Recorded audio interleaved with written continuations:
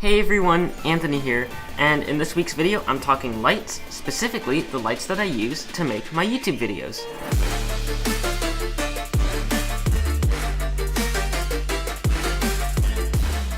Alright, so as you probably guessed from the title of this video, I was able to put together my entire lighting setup for the grand total of $100. So let's break that down and start with the biggest and most expensive lights.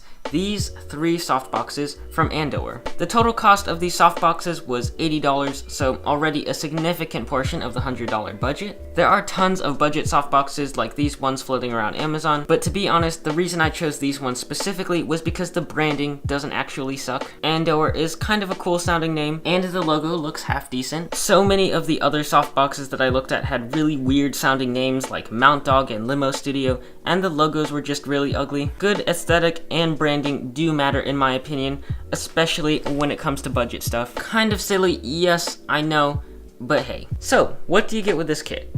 Well, first off, you get 2 regular standard softboxes. They're pretty big as well if I stand right next to them. Here's a little size comparison for you. And then you get this other softbox that hangs down from above on this pole right here. All 3 of them together do create a very nice 3-point lighting setup.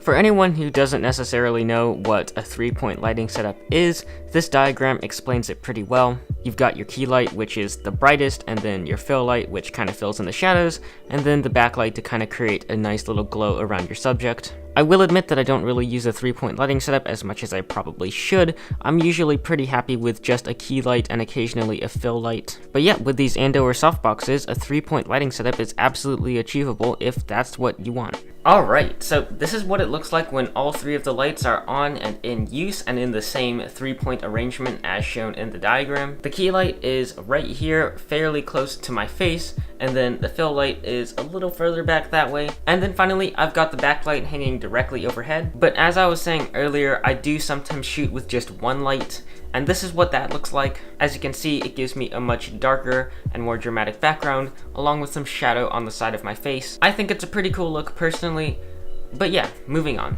Alright, let's talk build quality. The build quality of these lights is decent at most. The poles are made primarily of aluminum with a little bit of plastic thrown in. This makes the lights very easy to pick up and move around, which is obviously good, but by extent also fairly easy to knock over if you're not being careful, which is obviously bad. The fabric quality on the softboxes, unfortunately, is pretty bad. It just feels very cheap. The stitching isn't the greatest because I know that on at least one of the softboxes the stitching is already falling apart, so obviously not ideal. I mean, we are talking $80 for all 3 softboxes, so the build quality was never going to be the greatest.